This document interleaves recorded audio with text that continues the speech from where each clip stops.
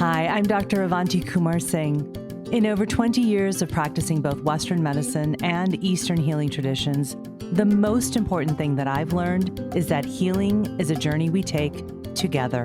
So on this podcast, I'll be demystifying Ayurveda and other integrated medicine, showing how these simple, ancient practices are the keys to unlocking a healthy modern life. We are all healing catalysts because healing starts within. It starts with you, and it starts right now. This is a Soulfire production. Episode number 106. Hello, my beautiful friends. It's your friend Avanti, and welcome back to the Healing Catalyst podcast. So, I just got back from an epic celebration trip to Europe with my husband, Kanwar. It was a post-treatment celebration trip. I think I shared this last week on the podcast. And we decided to go to 3 cities that I've never been to: Stockholm, Berlin, and London. And the trip was just so wonderful for so many reasons, on so many levels. It was wonderful because I got to see so many beautiful places that I've never been. I got to experience new cultures and meet amazing people. And it was wonderful for all of the reasons that I mentioned and all the reasons that travel is so wonderful, because travel opens up your perspective of not just the world and other people and other cultures, but it opens up your perspective of yourself. I really think that travel allows you to see yourself differently. And I know that this trip definitely did that for me. It was a reminder of who I really am because, I've spent so much of this year during my healing journey with breast cancer as a patient. And honestly, by the end of my treatment in August and September, I was starting to see myself as a patient and not as Avanti. And I feel like this trip really allowed me to see myself as me again, as healthy and capable. It reminded me of who I am, that I'm healing, that I'm healthy, that I'm filled with vitality. And that reminder was so important for me because it helped me remember how strong I am. It helped me remember how magnificent the human body is and the profound healing capacity that each of us has within us. It was a reminder of how important the work that I'm doing is to help all of you reclaim your health using the wisdom of Ayurveda and other integrated healing and integrative medicine. And so I feel like I've really come back from my trip super fired up to dive back into my work. I'm fired up about writing my second book, finishing that manuscript in the next few weeks. And I'm fired up about this podcast. I'm fired up about my new program that will be launching in March of 2024. I'm fired up about some amazing collaborative projects that I'm working on with some of the amazing guests that you've heard on this podcast, who I can't reveal just yet, but I can tell you that they're leaders in integrative medicine and Ayurveda and yoga. And so if you want to be the first to know about everything that I'm so fired up about, everything that's coming, make sure that you do 3 things. Number 1, subscribe to this podcast so that you don't miss a single new episode, as well as the bonus episodes that will be starting to drop regularly. Number 2, follow me on Instagram, where I'll be hosting giveaways from my favorite brands and where I'll be doing more live conversations with all of the people who have been guests on this podcast. And number 3, sign up for my newsletter because my subscribers get access to all my programs first, as well as special discounts from my sponsors and from my favorite brands and products. There's a link in the show notes. So hit pause on this podcast right now and go sign up. I'll wait.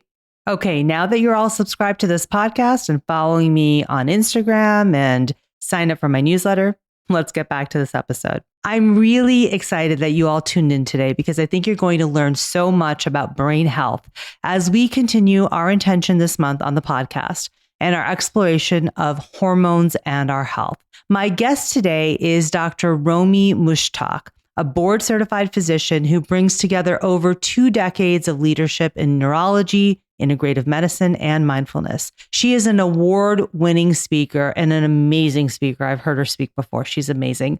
Who works with Fortune 500 companies, professional athletes, and global associations who have used her brain shift programs to help improve mental well-being for their people and help to build a culture of wellness for their teams. Her expertise has been featured on NPR, NBC, Forbes, and on the TEDx stage. Her first book, The Busy Brain Cure, is forthcoming and will be published in just a few months in January of 2024. In our conversation, Dr. Romie and I discussed the critical role of hormones in brain health and the concept of the busy brain. Dr. Romie also shares her personal journey with burnout and thyroid issues, emphasizing the need for comprehensive thyroid testing, especially in women. And she actually goes into all of the specific thyroid tests that you should be asking your doctor for. We also dive into the effects of modern lifestyle factors on our circadian rhythms and brain health. And Dr. Romie also offers practical tips for managing brain health, including simple dietary changes and mindfulness practices. I hope that you love my conversation with Dr. Romie Mushtaq about her insights on the connection between thyroid hormone, burnout, and brain health as we explore hormones and our health. Well, hello, my dear Romie. I am so honored to have you back on the podcast and so excited to be here with you again. You were here, almost a year ago, I think, when we talked about meditation in the brain, right? Yeah. My sister, Dr. Avanti, saying it is an honor to be sitting here with you. You know, for my listeners and your listeners that are listening at this podcast, I had the honor to have dinner with you in Chicago a few weeks ago when we were celebrating your healing, and you, being the gracious sister you are, were celebrating how far I've come in the last year, including manifesting all my life's research and journey to be able to share and make impact. And here we are today together celebrating. And I love that we start. And I said, I want your podcast because we're in the middle, for your listeners, we are recording this in October. I Mm-hmm. am in the middle of a massive podcast tour with our agency.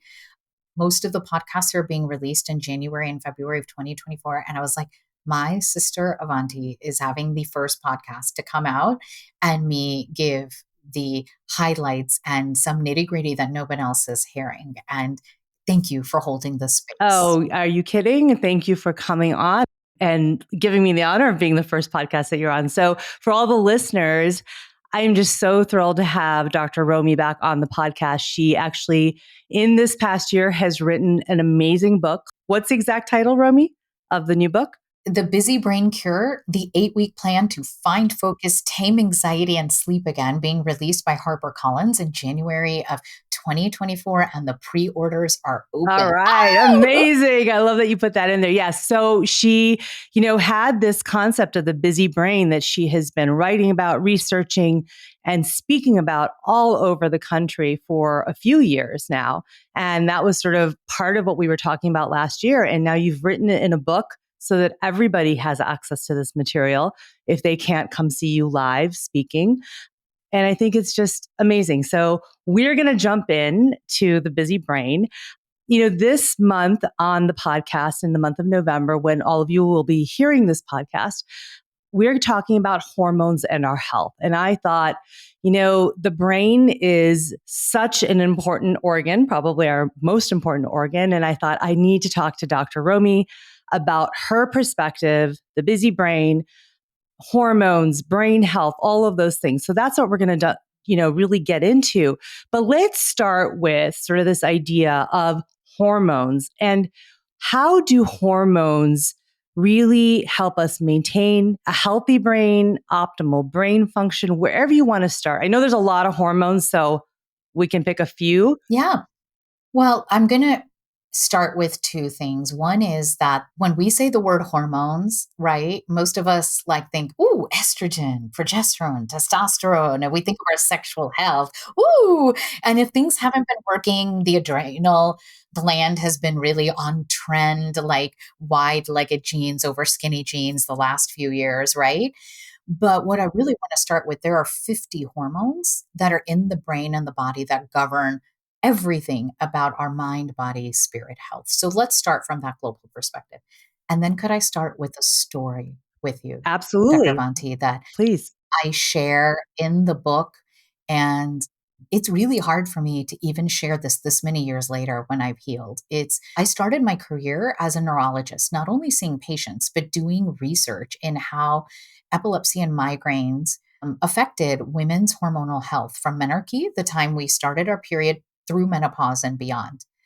And as I started to look at that endocrine literature, I am a board certified doctor. Vanti, I was like, I think I have a thyroid problem.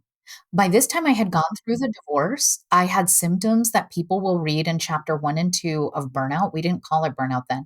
My hair was falling out in massive chunks. Like for you today, I got a blowout, but this hair is so much thinner than what it used to be. And then I remember acne in my 20s, and I had never, ever in my life had a regular period. My whole life, they were like, you're just stressed out, you're pre med, you're medical school. And I went and they tested my TSH only, and they're like, you're fine. And I'm like, I'm not fine. And there were moments that I had this like gripping anxiety that was like disturbing my ability to focus and sleep at night, of what I now call the busy brain.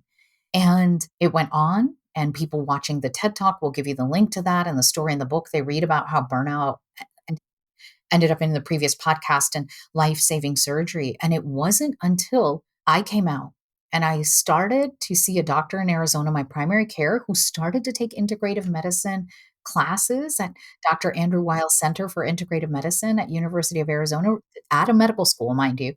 And I said, could you just do me one favor and check the rest of my thyroid? Something is really wrong. And lo and behold, it turns out all these years I had subclinical hypothyroidism and Hashimoto's thyroidism. And I went to a specialist. I got the treatment, which you and I are going to delve into a little bit later.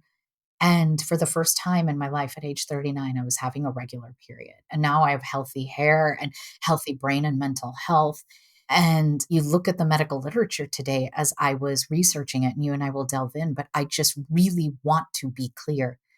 It is underestimated how much thyroid disease there is. I hate and loathe this term subclinical hypothyroidism in our traditional medicine because doctors just poo poo it.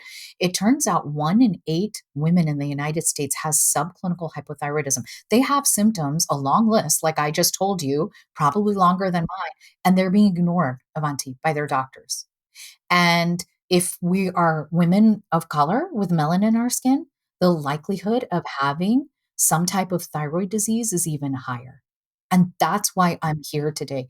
This is a cry to our collective sisterhood and our brothers. Like, we are missing the mark on our hormonal health. And if you're just thinking about your sex drive, we've missed the mark completely. So I Right. just wanted to start from No, I think that's a really good point, because a lot of times the discussion when you're talking about brain health will go to cortisol, melatonin, which are all important. These are all important hormones. Absolutely. Right. Or they'll go to estrogen and testosterone. But, thyroid, not talked about a lot when it comes to brain function, healthy brain function, dementia, all of these things. Right. So I think it's a really important point that you're bringing up. So let's back up a little bit, because me and you can start getting clinical about this, but let's explain to the listeners, like, how is thyroid hormone involved in brain health, so we can give some context to, like, how does this actually work? Yeah. So, when I talk and research the busy brain model, this is a new model of looking at stress and burnout, the effects of chronic stress and burnout in a post-pandemic world. So by now, most of your listeners, they can listen to our previous podcast and your multiple other outstanding podcasts that talk about the stress response and elevated cortisol in the brain. There are two pathways in the brain that are really important that I want people to know about if you geek out on the medical science. If not, forward the next 30 seconds, but don't disconnect from the podcast, right? One is the hypothalamic pituitary adrenal axis. This means that when I am stressed out, chronic stress or burned out, our stress centers, the limbic system, are now causing irregular stimulation or neuroinflammation that I explain in chapter 5 of the book, increase interleukins, and it's disturbing the SCN, the chiasmatic nucleus in the hypothalamus. This is really important because two things are happening from here. It's disrupting your axis from the hypothalamus to the pituitary gland, which is the command center of all the hormones in your brain and body, down to your thyroid and adrenal glands, number one. But number two, it's disturbing our circadian rhythm, our natural biological clock, which I can't wait to talk to you about the Ayurvedic kind of match here that spirituality has known in Ayurvedic medicine for so long, that it disturbs the circadian rhythm. And the one of the first things to be disturbed, other than in the brain, are serotonin and melatonin and all that with the neuroinflammation, is actually the stimulation of our thyroid. And so most people end up with a subclinical hypothyroidism, but with the peaks and valleys of stress can actually even yo-yo to the opposite, Dr. Avanti, hyperthyroidism. So your thyroid is yo-yoing between low and higher activity without even having taken any medicines or supplements. That's a really simplified answer, but I wanted to explain it's a pathway that's not largely talked about and yet so critical for men and women. And thyroid is responsible for your brain functioning. You have had other numerous guests, and you can link them here,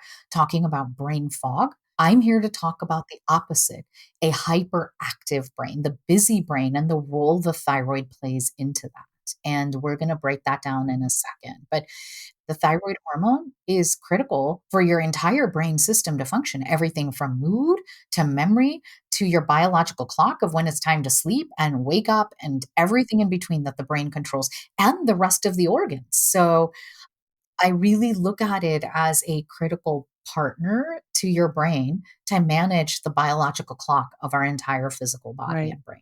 Right. No, that's an excellent, excellent explanation of how thyroid hormone is involved in this. And, I think what I want to tap into is this idea that everything is interconnected. And I think that's sort of the magic of the human body, but it's also the mystery because we miss it then. Because we're looking at so many other hormones first, because we know that those, maybe are sort of the primary ones to look at: sleep wake cycle. So we're looking at melatonin, we're looking at cortisol, we're looking at the sex hormones, right? And then we're missing the thyroid hormone, but they're all an interplay, which is super They are. important. And I would actually argue that the thyroid is driving your cortisol stress hormone levels and your sex hormone levels through other pathways. So it's a common denominator, to your point, and all interconnected. And I think what I want to say to the people that are like, this sounds a little too sciencey to me, because a lot of people ask me about thyroid, men and women. What I really want to explain is, in traditional medicine, where we don't get taught everything is interconnected, I focus just on the brain. You were an emergency room doctor, you were dealing with emergencies, the cardiologist deals with the heart things. That about 20 to 27% of patients in the traditional medical setting present with only brain and mental health symptoms of thyroid disease. So it's getting missed because you're saying, sleeping well, something is off in my sleep in the middle of the night. I'm anxious. I have generalized anxiety disorder. I'm in a brain fog. I'm depressed. And a full thyroid panel is not getting checked. And it's so Exactly. important. Right, right. So yeah, I think that's exactly what I was trying to get at. And you said it so much more eloquently than me, is that if you go to a neurologist, they're going to think, they're going to look at all these other things and maybe miss some of that. And also the other thing is that a lot of the symptoms for many of these hormonal issues show up the same, right? Yeah. Right. You're going to have that cognitive dysfunction, the cognitive decline, the memory, all of those things can be linked to so many other hormones too. So I think that's sort of the point that you're getting at here. So let me ask you And that. then, and let's also, can I interject one thing? Yes, Because please, why please. I love your podcast. and your knowledge. There's a lot on social media out there of, is it adrenal fatigue? Is it high cortisol levels? You can even order some tests online without a doctor intervening. And then people are wondering why they're not feeling better, taking supplements or doing certain nutrition plan. It's because you need a doctor to look at a full thyroid panel, somebody who can decide. You may even need traditional prescription medicine for this. I mean, literally, I want to be clear, and there is no judgment in that. And even Dr. Vati, it's not just the neurologists will miss it, the endocrinologists will miss it. I was having neurological psychiatric symptoms and going to the endocrinologist, ma'am, your TSH is fine. You're Right. just stressed out, Right. doctor. Right. And so, Yeah. okay, so one question to tap into, because you said TSH, what are the panels? Because I know, a lot of the people who listen to this podcast, they really advocate for themselves. What are some of the tests that they should be asking their doctor? Not that you're trying to tell the doctor what to do, maybe suggesting like, I heard a podcast from a neurologist who specialized in this, and she said that maybe we should check X, Y, and Z. What would be some of the tests that you would say are a good idea Yeah. to have Dr. Van, checked? here's the thing. We don't want to ever tell our doctor what to do, and our doctor shouldn't be telling us what to do in case, unless it's an emergency, right? Then we need to intervene and be like, I'm taking charge. But I hope you can, number one, find a doctor that's going to listen, because I've been in that position. So have you as doctors. One is advocate for yourself and use your voice.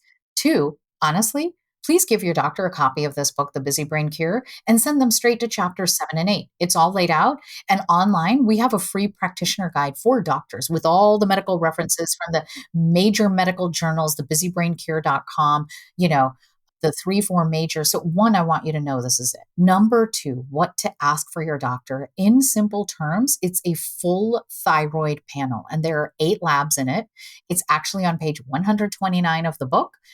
Because this is coming out from HarperCollins, I'm not allowed to take a screenshot and give it to Dr. Avanti Yeah. to put in the podcast notes, Yeah. but will be there in the notes. But let me list them now, and we will put it in the blog articles associated with it.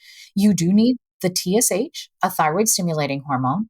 You need the total T3, a total T4, T as in Thomas, a free T3, a free T4, your reverse T3, antithyroglobulin antibodies, and then your TPO, thyroid peroxidase antibodies. We run all 8 of them. Do not listen to your doctor if they say, let me just do that first one. And if it's abnormal, do all 8.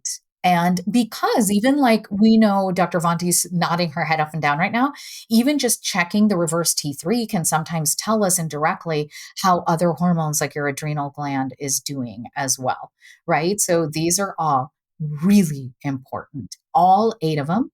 And in the US, because I know we both have global listeners, Dr. Vanti, these are covered by traditional insurance. Not if you just say, hey, I'm doing this for a wellness check, but if you actually go in and say, I'm having difficulty focusing. I'm having anxiety. I'm having a disturbance in my sleep. My memory is off. I think I'm depressed. I'm in a brain fog. These things are covered by Right, insurance. right. So that's a full thyroid panel. And we will make sure that we put all of those links that Dr. Romie just mentioned in the show notes. So don't worry about that, everyone who's listening. So that leads me to the next question then.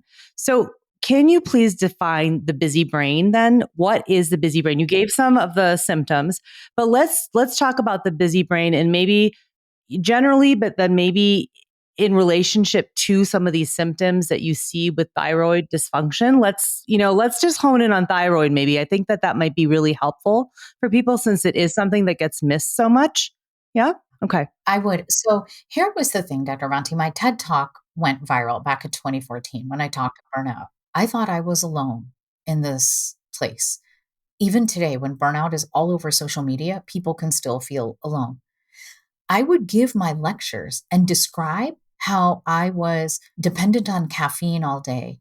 My blood sugar would drop and I would need chocolate to keep going, that dopamine hit in a long work day. I needed something to help me calm down at night, and used to be wine. People get sleeping pills. You fall asleep, even if it's a supplement from an Instagram influencer, and then you wake up in the middle of the night and you can't shut your brain off. I thought it was just me. And it turned out I would have a line of hundreds of people waiting to talk to me going, labs do I need to get? I need to talk to my doctor. I don't want to be on caffeine all day long and alcohol or some sleeping pill at night for this. I'm like, there is a way out. I started to look through the medical literature, and I'm going to be so blunt and bold here as a neurologist to say, we in the neurology and psychiatry community can do better. We failed our patients. That number one, adult onset attention deficit disorder is real, meaning you didn't have it as a child and now you have difficulty focusing, to frank ADD or ADHD as an adult. That's one symptom, also tied with ruminating anxiety. I can't get the worry cycle out of my brain. And the third thing is a specific pattern of insomnia, difficulty falling asleep due to that ruminating anxiety or racing thoughts, or waking up in the middle of the night and you're wide awake and you can't go back to bed because your thoughts are going and you're like, let me do that. That's a busy brain. I'm giggling because that just sounds like life, which I think, right? Thank you for saying that. Because I thought it was just me. It just sounds like life as an adult. Like when you're, quote, adulting, and I say this to my adult children now, my college age kids, it feels like it's what adulting is, right? So making light of it, because I think that, these are symptoms that so many of us feel, and we think it's just and life. We keep going. Right. We just think it's life and we keep going. Yeah. And listen, if most people who I work with have this, are like you and I, Dr. Avanti. They are high achieving, success driven professionals, just like your children. Mm-hmm. By the way, tell them Auntie Romie is so I proud will of them, tell. Yeah. But, here's this thing. What if I said, you don't have to live at success at any cost? You don't have to wear stress as a badge of honor or a badge of dishonor. Like, who isn't stressed or burned out? I want to succeed. So do you. I am, by all means, a successful professional, but you can do it without a busy brain or burning out. And then let's have some Dr. Romie real talk. Because I learned humbly in the pandemic when I was getting called by all these companies to give virtual, speaking engagements and webinars on mental health. Nobody wants to hear, just eat berries and breathe and think of puppies and unicorns and everything is going to be just fine. It's true. But that's what social media would have you do. Right. Let's just do another self-care routine. No, the people I serve, Dr. Avanti, are teachers. They are airline pilots. They are hotel general managers. They are finance executives, national sales leaders, journalists, people who work long hours and love what they do and they want to succeed. They don't want to give up in their careers that they've spent their whole lives training for, just like your children at the beginning of their careers, or you and I as seasoned career women, and want people to succeed, but can do it without being on this stress success cycle and giving yourself a busy brain. And so no, it's not normal life to wake up and think I need caffeine before I get my personality. I'm not productive unless I have 10 browser windows open on my computer and in my brain. Like, there is a different way. We've tested our protocol in over 2,000 executives who went through our 8-week protocol on our tech platform and for corporate wellness programs. We know it works. Like, there's a way. And I want you to shoot for that promotion. I want you to be a parent and a caregiver of elderly, loved ones, and go to your job. Like, I live in the real world where we can't just look for self-care sabbaticals, right. But there's a way to do it. And that's not adult. Yeah, no. And that was all jokes aside, but I think that, that's a very common perception of like, this is just life. Those are the symptoms of life. So that gets me to my next question for you then.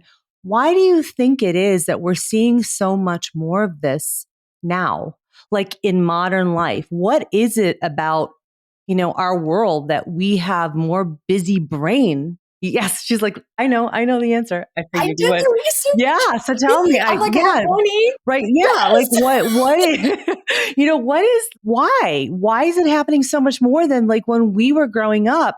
I mean, could we be clueless then? I don't know. I don't feel like my parents suffered from this kind of busy brain craziness and sort of this idea of this is what adulting is that I feel like I am in now. So what's the difference, do you think? I think it's been a shift in mind, body, spirit, and I'll let you speak to the spirit cultural part here in the West and to that. But in my research, so how did we do this? We're going to put a link in your show notes for the Busy Brain Test. It is a neuropsychology battery that really measures your number and tells you, do I have a little bit of stress? Do I have a busy brain? Am I in burnout? Right. And with the 20 questions we ask in that test, we were able to learn patterns both during the pandemic when we were in lockdown and afterwards. And over 17,000 people went through this. So this was a lot of data we got to look at. And then going to the medical literature. And there are like four key things I want to break down of why this is happening. Number one, when you and I went to medical school, I mean, I'm not aging us, but I'm just being real. We didn't talk about adult onset ADD, ADHD, difficulty focusing, because you and I both use medical textbooks. We didn't get our lectures on YouTube, Yep. you know? And the truth of the matter is in today's world, we are driven in our personal and professional lives, and that isn't going to go away by digital devices. So that has shortened our attention span of our brain. Our brains are wired in the way we learn and think and act because of our digital devices. There is now something between our learning, a screen between our hands and our eyes, rather than seeing a teacher write something on a chalkboard and having to take a pen and paper and take notes ourselves. It's all a screen. So, one, our brains are rewired, right? And number two, we live in a more globalized world today and 24/7 business. I will argue to say, being in corporate wellness, that even 10, 15 years ago, we didn't have as many global offices. Now, any company you look at has offices in multiple time zones around the world. And there's this pressure to succeed at all costs. And I'll be honest, Avanti, maybe some leaders weren't paying attention until the pandemic and the mental health crisis became so obvious that I can't expect my employees to be answering Slack messages or emails and text messages 24 hours a day just because they're in a time zone halfway around the world. So I think societal expectations. Number three is we are not honoring the natural biorhythms of our body. And this is where I'm going to hand it over to you, is somehow I work in a corporate world. I think of corporate medicine exiting in corporate world. Until now, sleep was seen as a weakness. And so we were dishonoring our biological clock, our natural circadian rhythm. And I argue in the book that sleep is sacred and sleep is the new success symbol of successful professionals. And so that's where I think the three things are, is that we've devalued our sleep and we're struggling to get it back. Globalization of news, of social media, of work, and three are digital devices. And that is what has rewired our brain to want a quick dopamine hit and go eat chocolate, feel better, hit like on Instagram, feel better, listen to another podcast, binge on this series, which we want you to do, but not at the cost of your sleep, you Right. know?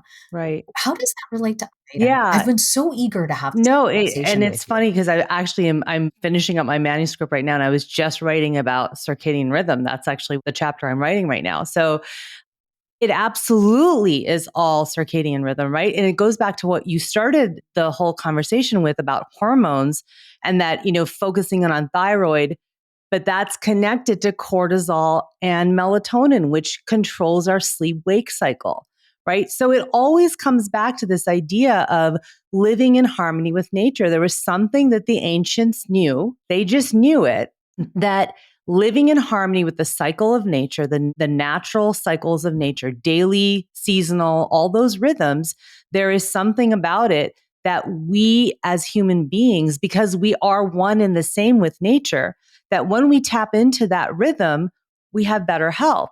And lo and behold, science proves it because of the hormonal control, right? Through either the master clock in the SCN, as you mentioned, or in the peripheral clocks, right? That are trying to match up to the master clock. It's because of that those clocks that are inside of us, they're trying to match up to the rhythm, the clock of nature, Yeah, basically. yeah. And that's really what we're talking about. Could you, because my community may be new to Mm-hmm. Ayurveda, Mm-hmm. could you explain what you mean by the natural rhythms of nature? Yeah. Because it's so important to our brain shift cycle, and in our 8-week program, that this natural cycle is actually week 2 and 3 of the micro habits we're doing. So I would love for you to share it from the Yeah. ancient wisdom and your Yeah, knowledge I mean, point of so view. so really the natural cycle, and as my whole listening community knows, we talk about this all the time on the podcast. It's basically a 24-hour cycle of the path of the sun through the sky, right? And that's the Earth's rotation, really, what's happening, right? So it's this idea of you do things that you're supposed to do during the day, during daylight, and you don't do things that you're not supposed to be doing at that time when you're sleeping. That's really what it comes down to. So you sleep at nighttime when nature sleeps, and you're awake when nature is awake during the daytime. And then that goes on to, doing everything from your work activities to exercise and movement to eating meals. That should be happening during the daylight hours when we're awake, not this late night eating, that happens, after the sun goes down, or midnight snacking or anything like that, or staying up all night with artificial light coming from blue light devices, right? It's really that simple and that basic. I mean, Dr. Romie is explaining all the science behind it. And I'm telling you just the very practical, simple way to think about it is do what you're supposed to be doing to live life during the daytime when nature is awake, right? And you should be awake, and sleep at nighttime when you should be sleeping, when nature is sleeping. That means you're not eating, you're not working and sending emails, you're not reading on an e-reader or looking at a TV or having all the lights on, all the things that modern life allows us to do. We shouldn't be doing, right? It's that simple. Like the things that me and you did in medical school and in our training to get through, we were completely upside down and all over the place. No wonder the two of us had so many health issues, right? Actually, could I be real? I'm writing this manuscript because from the time we closed the book deal, and we knew my community needed this book, corporate America was asking for it. HarperCollins was like, "You want a January deadline? We need the manuscript in 60 days." And I was like, this is torture. And we had to literally close down operations.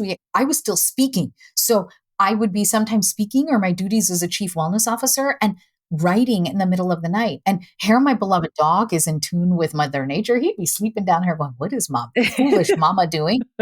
But I felt like sometimes life happens and you do that. And I had to suffer through that again to remember our days in medical school. And this was just earlier this year, finishing up the manuscript and realizing I want to come back to the real world. Like you may be working up north in the United States or in Europe where it's only 4 or 5 o'clock and you're still finishing up work and it's already dark outside. Or be realistic about there are going to be times when you have deadlines or you have a sick child and you're going to be up through the night, right? Of course. I don't want you to get turned off by what Dr. Avanti and I are saying, but this persistent way of life. Right. Yeah. And that's exactly what this book covers and the brain shift protocol and you explain the ties to our Mother Nature and Ayurveda, ancient Indian medical science that's been around over 5,000, 6,000 years now that we're just learning and catching up on, right. and that. So thank you. Yeah.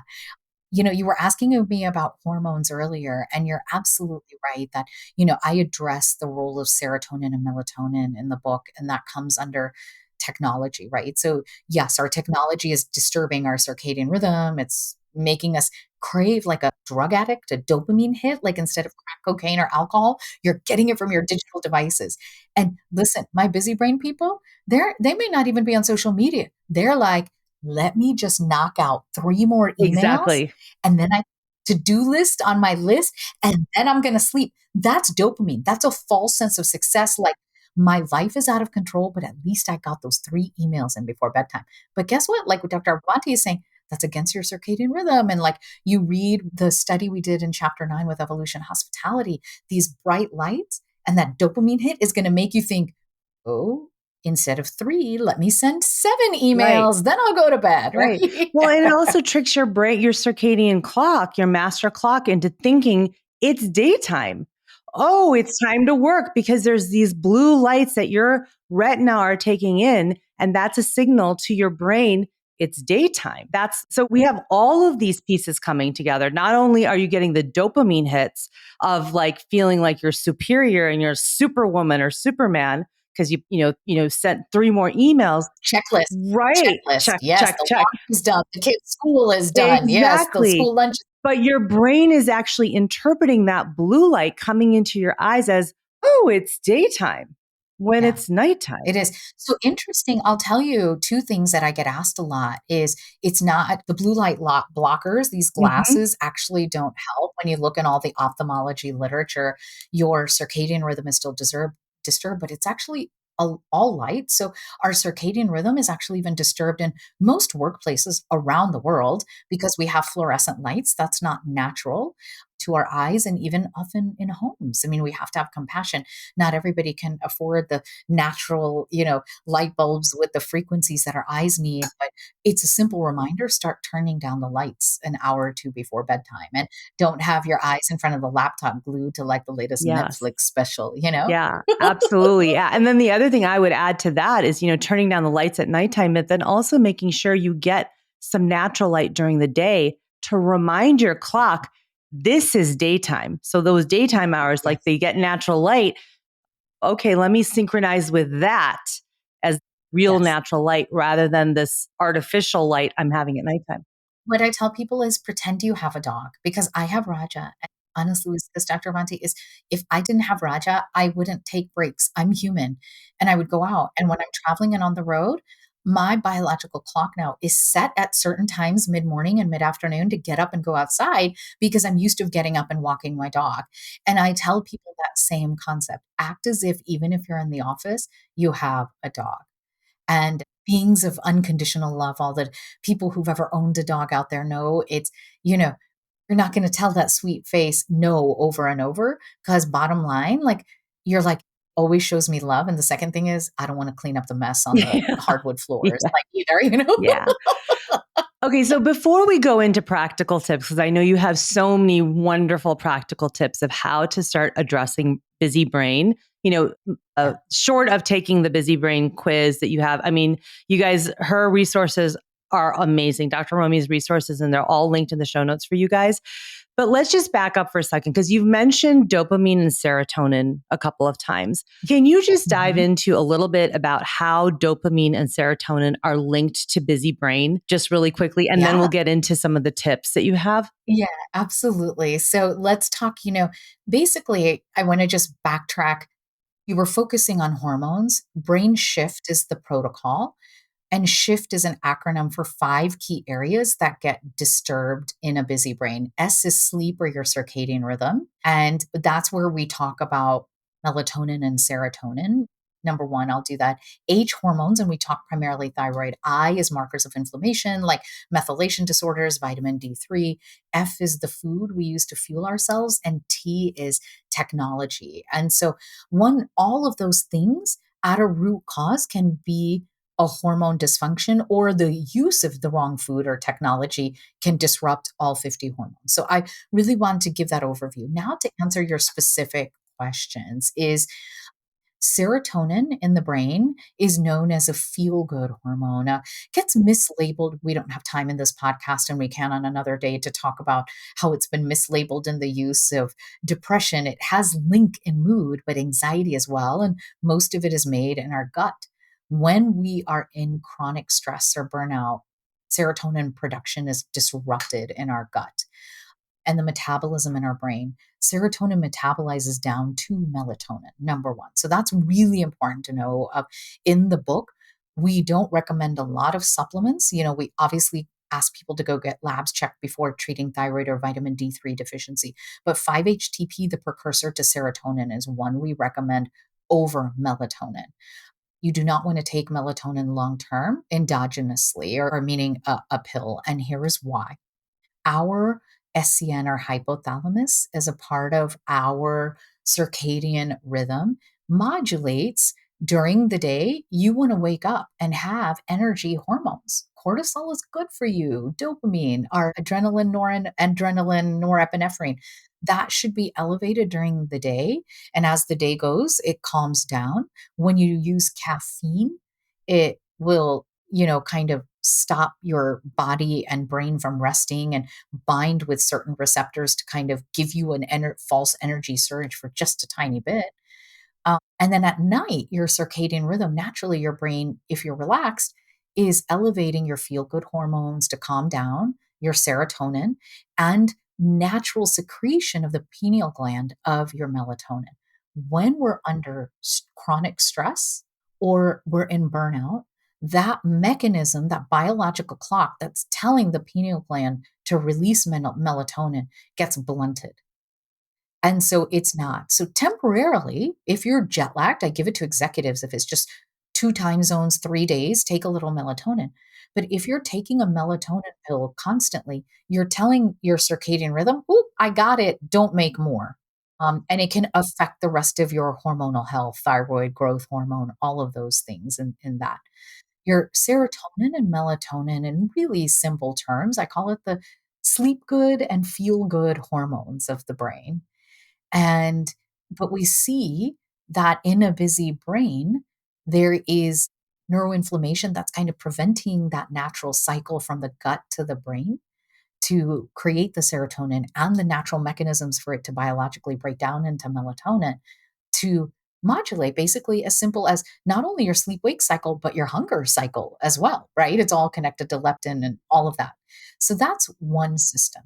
You asked me about dopamine. Dopamine is complex, and that again could be an entire podcast episode. So I'm like stalling to think how to simplify it. Dopamine gets a bad rap. Dopamine is important for life. Dopamine deficiencies can cause things like Parkinson's disease, as an example, is a dopamine mechanism, dopamine agonist mechanism issue.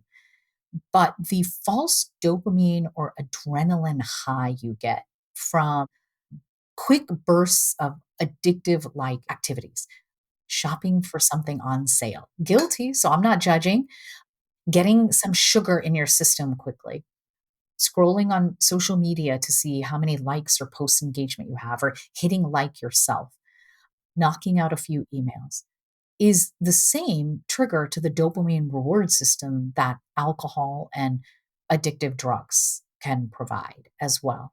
And busy brain, you're fueled when you're chronically stressed or you're under burnout to look for that small, quick win. But the problem is you start going through dopamine withdrawal even faster. So then all of a sudden, you're like having guilt and shame of why did I put that in my shopping cart online? Let me see if I can return it or what else I can buy.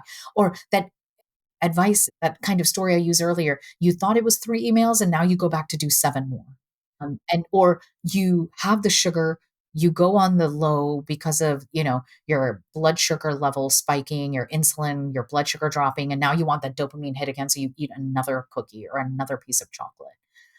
That's what's happening. And we know with that bursts of dopamine, you're actually killing your attention span, your ability to focus. So it's fueling ADHD, ADD, attention deficit, or difficulty focusing.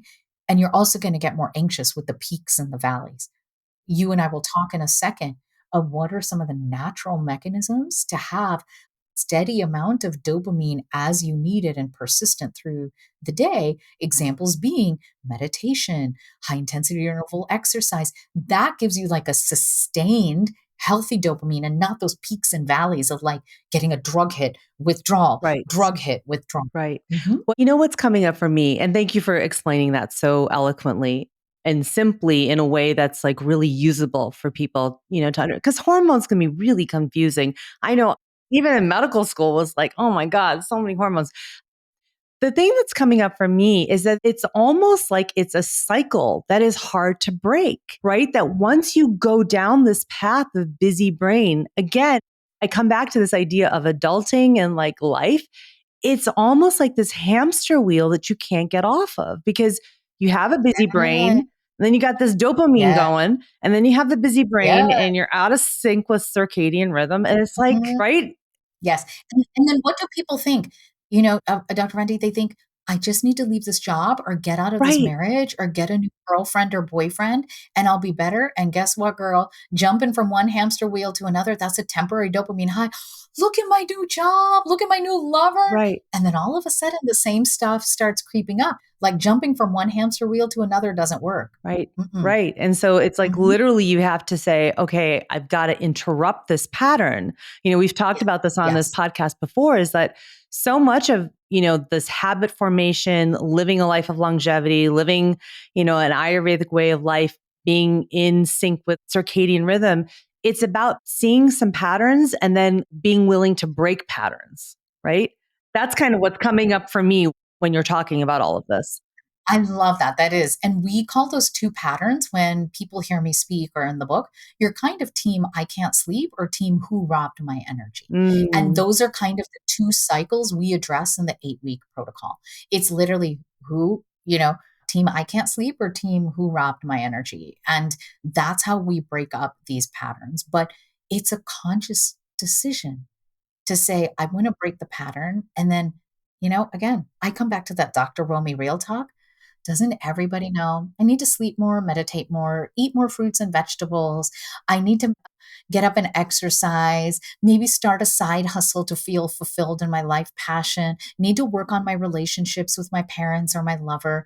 And then you're like, oh God, but I got to go to this job and pay a mortgage and I got a sick kid at home. Like, there's the real world. And so that's what I wanted to provide a solution that was like bullet point, quick to execute, stick with me for 8 weeks. It's life transforming. mhm, Hallelujah. You're on your mhm. way. And guess what? If busy brain comes back, oh, come back to this 8-week cycle, girl. Right, right. And so, what I imagine what you're saying in this 8 week sort of brain shift protocol is the idea that you are going to slowly, step by step, start to change that rhythm, right? And start to sort of work on the hormonal balancing while you're getting testing, while you're getting supplements, all that. But this is a shift. Like this protocol is actually what can you do to start down that path of breaking the pattern? Simple micro habits Okay. that aren't going to get in the way of you working a highly successful job, you being a parent, you being a caregiver of elderly loved ones, you being a doggy parent. Like that was it. Like, I don't want to disrupt. But here was this thing that we found was most successful. Most people are like you and I, Dr. Avanti, that like we learn by reading on our own or watching YouTube videos on our own, going through medical school, law school, college, whatever it was, right? Is that cohort based learning or being in community, just like Ayurveda teaches of loved and supported ones, you're going to be more successful. We found this that when teams were doing this protocol with people they knew from work, even though it's all virtual, they were more likely to succeed than when I gave this protocol to individuals and said, here are your 8 steps, go, here are the videos to watch each 8 weeks. Or when we did a community brain shift where people didn't know each other, we had to spend a lot more time building community. And that's known as cohort based learning. And so, translated in a way, buy 2 books, one for you, one for a bestie, and maybe a third one to give your doctor, and do this with someone. And it's not going to get in the way of your life. Okay. So, what things could you share with us? Let maybe just two or three different, strategies, tips that maybe anybody who's listening right now could start today to start down that brain shift and then they'll get your book and continue. But what would you suggest? You're going to cringe when I say this, and you can push back, but just hear me out. Absolutely. Right now, as you and I record this podcast, and as the book comes out, we are in the middle of high holy season, Navratri, Diwali, Passover, Thanksgiving, Hanukkah, Christmas, New Year, Lunar New Year, Ramadan, and all the other holidays I may not have named. When I think of these holidays and my friends and family and loved ones that celebrate all the ones I just listed and some that I have missed, along with all the birthdays and anniversaries that are there, isn't food a big part of all of these celebrations? You're going to be shocked. But the one thing why we are coming out swinging in the new year, I ain't putting you on a diet. You're welcome. There is no calorie limiting cleanse in this protocol. There is no diet. That is a 4-letter curse word here at the Brain Shift Institute. And for any corporate client, we're not doing that. And so I really want to be clear. And the tips I want to give you actually, I think could be useful to you right now that we found. And a couple of the tips, Dr. Avanti will link my previous podcast show notes to you. I was in the middle of, I think, wrapping up research and writing the manuscript when we gave it to you. That's for Team I Can't Sleep. The literal tips I want to give you going into this holiday season and coming into the new year are the following that we found work with Brain Shift. Number one, if you're going to have a high glycemic food, that is a food that revs up your blood sugar, causes inflammation, can make a busy brain worse. We know that. Cognitive decline, all these other things. I'm not saying don't eat it. I'm saying please don't combine it with caffeine. So bagel or donut with caffeine is a no.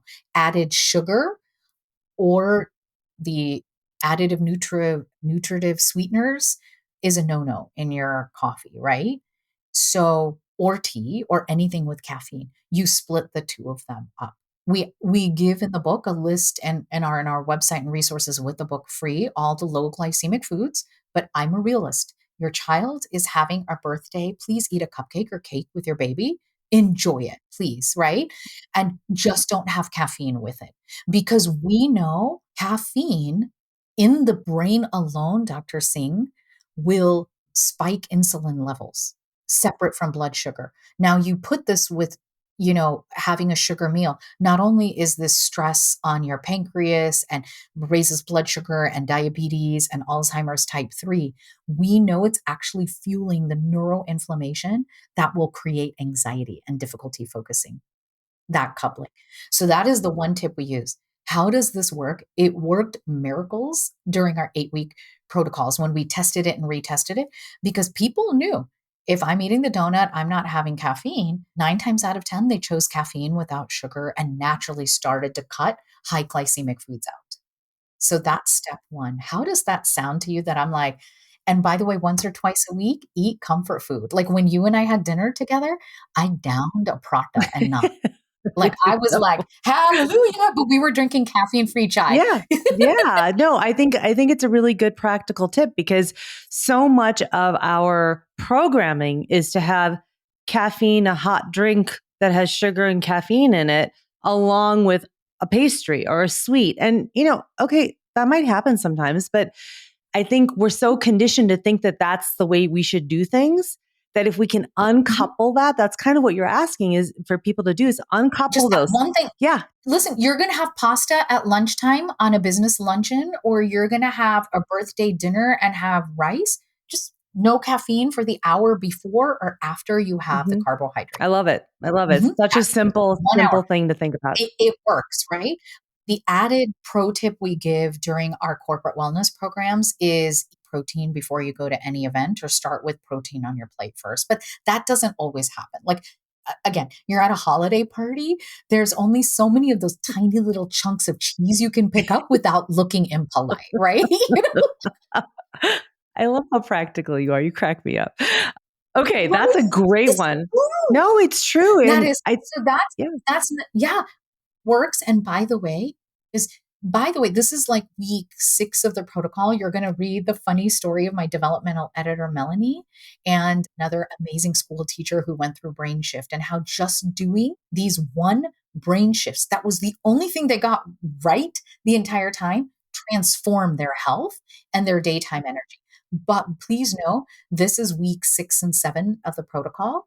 5, 6, 7, we've already assumed you've restored your sleep because restoring your circadian rhythm is key. So that what's happening here, Dr. Avanti, is stress eating is stopping, i.e., my book manuscript was due. I was eating like entire sleeves of Girl Scout cookies, right?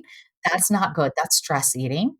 I'm human. It happens to the best of us, myself included, the author of the book. Absolutely. But Right. comfort food was, I'm having dinner after a year with my dear sister Avanti after your healing journey, and I'm going to enjoy our conversation and prata and naan bread Yeah. together, you know? Yeah, exactly. No, I Mhm. think that's such a great tip, especially going into the holiday season. Wonderful tip. Yes. What's Yes. another thing that someone could do starting today to that this brain shift away from busy brain? Yeah. I'm going to give 2 things. One of the things we strongly advise in the protocol, but we can't force anybody to do, is we have people go check their labs. And thyroid and vitamin D3 are a critical part of it. We consider those like the 1-2 punch in a busy brain and a hyperactive brain, difficulty focusing, anxiety, insomnia. That's the 1-2 punch. So by chance, if you have HSA dollars left in your account at work, you haven't said hello to your primary care provider this year, could you just go in and ask for a full thyroid panel and vitamin D3 and give them this podcast episode and show them the link to the book. They know it's coming from doctors that are talking, board certified doctors. So that's 2. And then I want to give a third one that is in the protocol of the book. And that's key to hormonal health. So I want to tie it back to the very beginning of the podcast. Fats are not the enemy. You've had many podcast guests do this. I don't put people on diets. We just give people and help them make a list, whether they're vegan, vegetarian, carnivore, chocolate lover, a list of fats to add to every meal. And again, this is chapter 6 of the book. And we give all sorts of lists of our favorite foods. And probably one of the easiest tricks I use, even when I'm traveling, Dr. Avanti, is either coconut oil or olive oil gets put on everything. Because, in a perfect world, it'd be almonds and avocado all the time, but it's really easy in a restaurant or hotel to ask for one of those two things and, Mm-hmm. and use that, Yeah. right? Mm-hmm. Mhm. Okay. Amazing. And then can you also just talk really quickly a little bit about mindfulness? For the listeners, the last podcast episode I did with Dr. Romie was all about meditation and the science of meditation. It's an amazing episode. It'll be linked in the show notes. Thank you. But let's just talk about mindfulness really fast because, the data is there that mindfulness meditation changes our brain, right? And we're talking about, Yep. busy brains. So how does Amazing. that play into this? You're going to read in chapter 5 how a monk in Cambodia who taught me about mindfulness first diagnosed my busy brain. He just looked at me because I was like, ooh, I have a question. I read the book and I tried to meditate and I can't shut off my mind. Mm-hmm. And he's like, you think too much. Mm-hmm. And the worst thing, Dr. Avanti, and I think we address it a little bit in that episode as well, is that when we have a busy brain, we feel like we're failing meditation and mindfulness. And we don't like to fail as success-driven professionals, and it makes us feel down. And so in the book, we break down in week 4 of the protocol or chapter 14, how to take a brain pause, how to actually hit pause in your brain during the day and quickly do a quick shift, Mm-hmm. and how to have these mindful moments before bedtime so that we can prime our brains to sit down and meditate when it calms down in a busy brain. Mm-hmm. So in the book, one of the things we do and in the resources is we talk about using sound healing and binaural beats and the data that's out there to use that to aid your meditation. Now, please know I want to honor all the global spiritual practices that use mindfulness and meditation. And if using music and sound healing is not incongruent with that, please, I'm not here to disrespect or dishonor anybody. I'm here as Dr. Romie Real Talk going, what do I do for the thousands of clients that have come to me and say, girl, I tried the meditation, even the recorded one you gave us. I have a meditation app for my company. I can't meditate. I have a busy brain. Sound healing or music therapy is key. And we've put some of our favorite ones there in the resources in the book. And I will give you a link to my favorite app, Dr. Avanti, that is available for Apple users and iPhones. No product placement here. I don't get any affiliate marketing from them. You don't either. But we will put that down. And that's actually how I decided I was going to be productive in finishing the manuscript of this book and the edits during the daytime, was to have that app on for hours at a time working. And now my entire team uses binaural beats, and we as a team are using these quick shifts to do that. And that's how in the morning and in the evening I can sit down for my meditation practice. And I've been meditating regularly now since about 2010. Girl, I still have days that there are evil conversations, Yeah, for multiple happening sure. in my head. Do you get For that at sure. all when you're meditating? Yeah, Absolutely. And using sound healing yep. helps. Yep. And I think your point is really, really well taken. I mean, from a yoga therapy's perspective, not everybody can actually sit down in this way where it's like, this picture perfect legs crossed lotus position on a pillow on the floor in, this we're both, if you guys could see us, we're both doing the same gestures at the same time. We're both trying, and I think I almost threw out a hip joint in my chair here in my office, and Yeah. I'm like, "Ooh, I sound like one of the aunties that I quote often in the book." Yeah, and that is not reality. And it's actually not the best thing for a lot of people, depending on what your natural constitution is. It's very hard to sit on a pillow and do that. And so moving meditation, but binaural beats, just so you know, everyone who's listening, there's a lot of science behind this and what it does to synchronize your brain, et cetera, et cetera, et cetera, and change your brain. And if you just Google binaural beats, you'll find tons of audio and YouTube and apps and all that kind of stuff. We'll have some things in the links, as Dr. Romie mentioned, Yep. but there's a lot. And use Yes. Yeah, you have to use headphones. That was the one thing I had to teach my team is use headphones and don't have other TVs or noise on in the background with it. Like use headphones and just focus on that. Yeah, exactly. So that's a great idea. Okay, I'm trying to think if there's anything else I can ask you. No, I think we talked about a lot on busy brain and hormones, and there's a lot in here that you just covered. Thank you for doing that. We always cover such a spectacular journey together between science and spirituality, and it's an honor. I think the one thing we didn't cover, and I want to have this real talk, is, both of us bring science and spirituality together, and we are both descendants of these ancient spiritual traditions, our ancestry, and it's really important to us to honor these roots of our culture. I do that in the book. You hear the slapstick humor and often cutting judgment, my aunties, all throughout the book, done in tongue in cheek. But it was important for me to come on this podcast because diverse voices need to be heard in this mental health, brain health crisis we're having globally.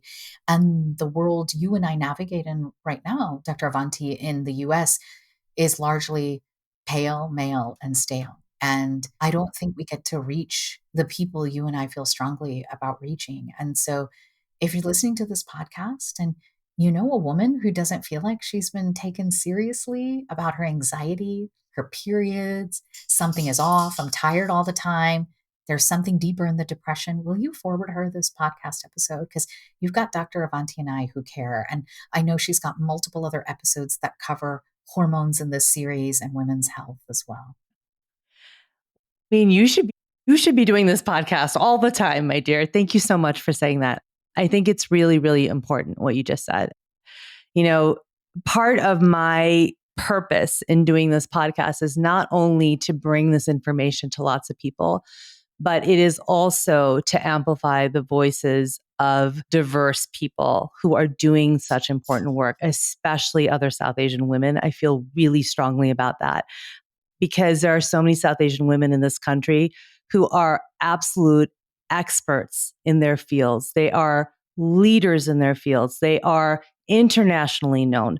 They are writing and researching. And to me, it is the greatest privilege to talk to people like you and so many of the other guests that I've had on this podcast. So, Romie, thank you so much for being on the podcast and for sharing all of your knowledge, your research, your hard work. I cannot wait for your book to come out. I've already read it, so I love it. And I can't wait for everybody else to read it. And thank you, my dear. I feel like you just threw me a baby shower. Thank you for having a podcast. This will be the first absolute podcast that's coming out. Cool. And just thank you for sharing in the joy of my research, my life's work, and this mission to help anybody listening who has a busy brain. Yeah. Thank you, my dear. So happy to, be here with you. And I wish you so much success with this book. I'm so excited for you, so proud of you. And I hope it just reaches so many people and helps so many people. That's my wish for you. Received. Thank you. Received. Thank you. So it is. Thank you. Thanks again for listening to The Healing Catalyst. If you love what you heard, please hit follow and pass it along to a friend. And if you're feeling really inspired, please rate and review so that others can find this podcast more easily. To learn more, head to avantikumarsingh.com. And to connect with me directly, find me on Instagram at avantikumarsingh. I'll be back next week and hope that you will be too. Until then, remember, with the right catalyst, you have the power to activate your own healing, because healing starts within.